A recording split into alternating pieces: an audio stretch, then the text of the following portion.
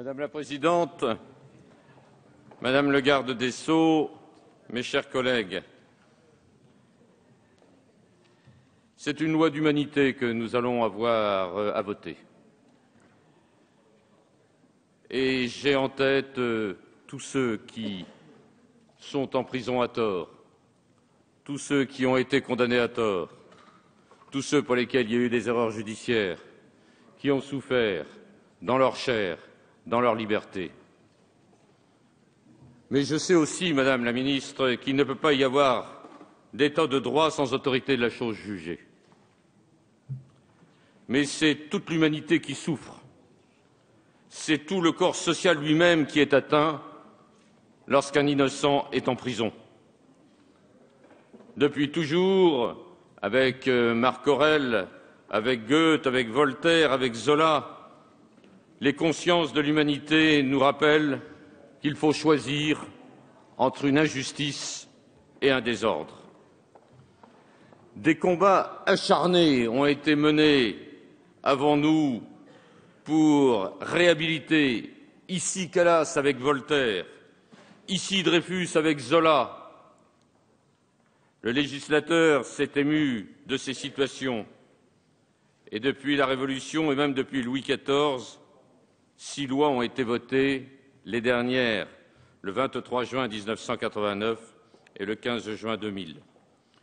Mais le législateur, Madame le garde des Sceaux, se heurte au mythe de l'infaillibilité de la justice. Nul n'est infaillible, nulle institution n'est infaillible, et l'infaillibilité ne peut tenir lieu de justice, bien évidemment. Et pourtant, c'est la justice elle-même qui se grandit en reconnaissant ses erreurs.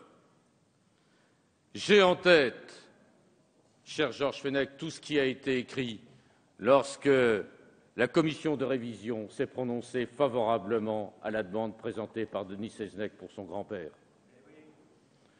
Je l'ai d'autant plus en tête que tous les journaux, tous les commentateurs ont tous dit ceci. Ils ont tous dit « la justice s'est grandie en reconnaissant ses erreurs ». Car l'erreur, elle est humaine.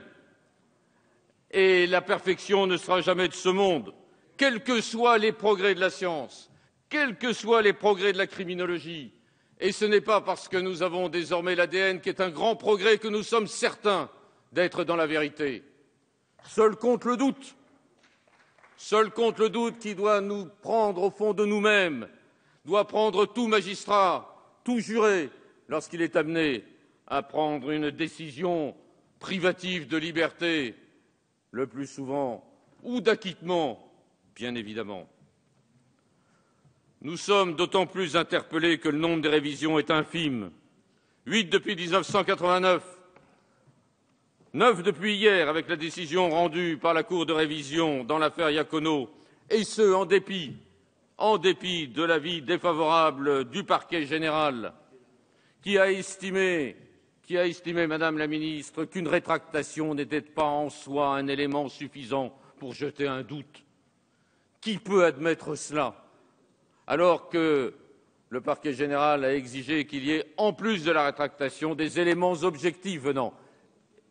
Et je félicite la Cour de révision d'avoir pris la décision qu'elle a prise, qui permettra un nouveau procès en la matière. Je tiens à dire ici que toute ma vie professionnelle m'a entraîné à me poser cette question fondamentale.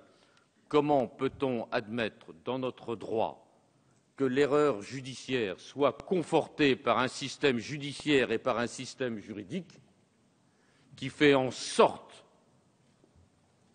que l'on soit dans une seringue qui nous empêche d'en sortir? J'ai lu avec beaucoup d'intérêt les interpellations très fortes de toute la Cour de cassation et les rapports qu'année après année elle a pu faire. Elle nous a interpellés fortement pour nous dire « changez la loi ».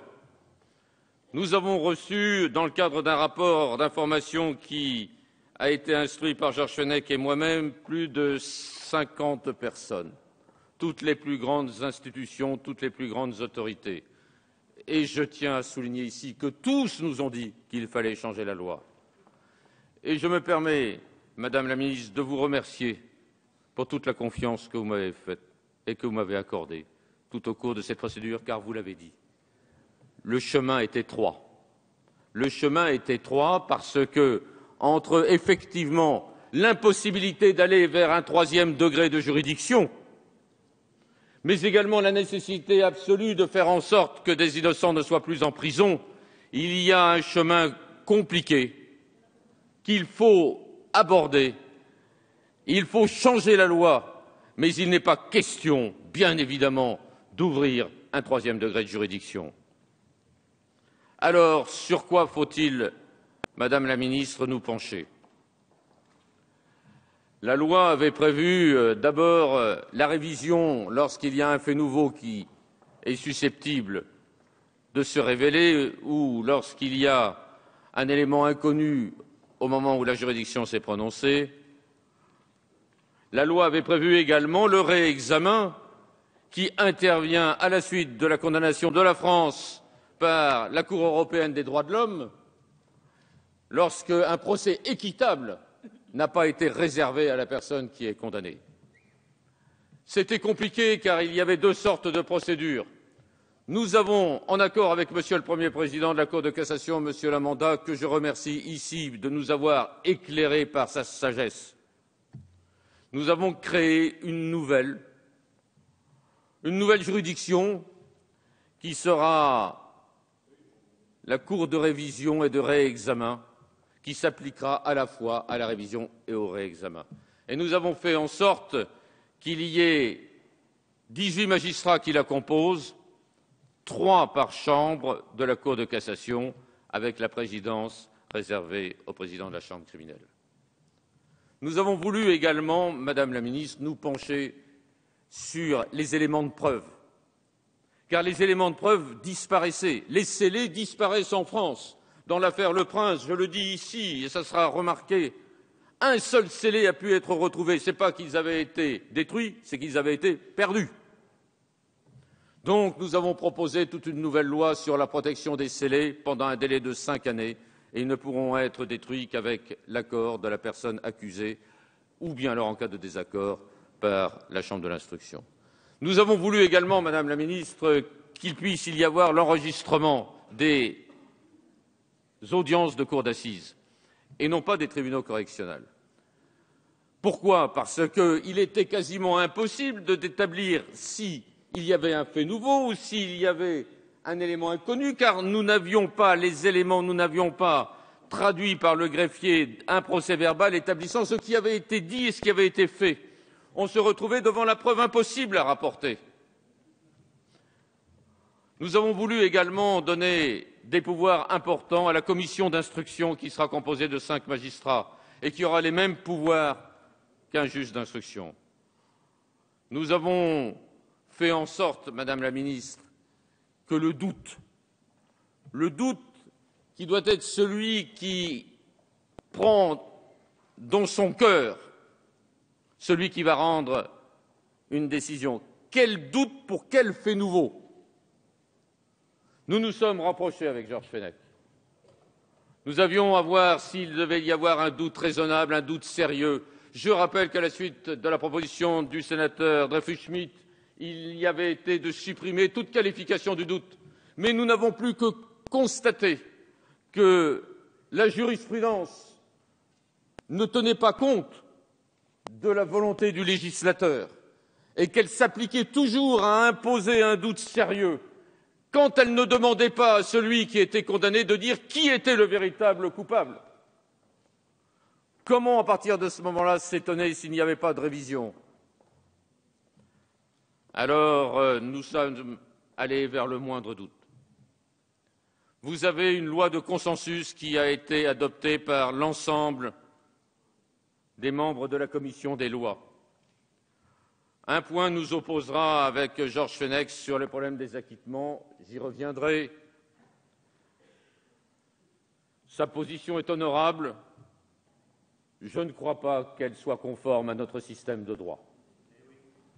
Et je pense qu'elle remettrait en cause fondamentalement notre système juridique. Nous n'avons pas un système juridique anglo-saxon, nous avons un système juridique français qui repose sur la prescription, qui repose sur l'opportunité, qui repose sur le système inquisitoire. Et si l'on adoptait l'amendement proposé par Georges Fenech, à mon sens, il y aurait un renversement total de notre système juridique.